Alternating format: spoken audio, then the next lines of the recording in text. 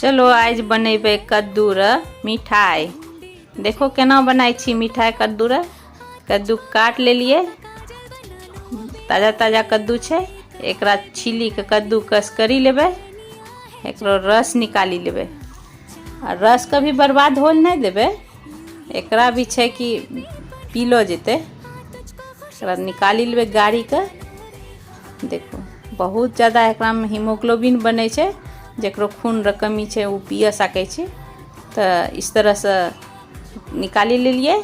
नींबू डाली देबे, थोड़ा सा सिंधा नमक डालबे, ठीक है ना। तो बीपी वाला पिए इसे बिना नमक रा बहुत अच्छा। अब जे बचले एकरा चलो मैं मिठाई बनाई छी। इस तरह से घी ले लिए, फ्राई कर देबे, अच्छा से भुजी देबे।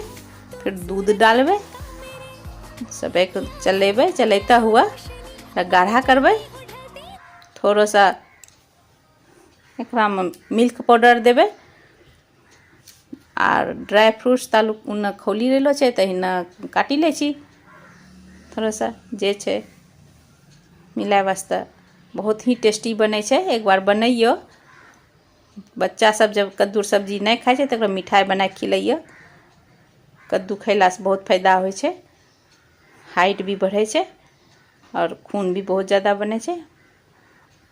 पता ही नहीं चलता ही कलाकंद बनी गए कद्दू रे। फर्स्ट बार बनेबो खेबो तो पतो नहीं चलता कि कौन चीज मिठाई छिके।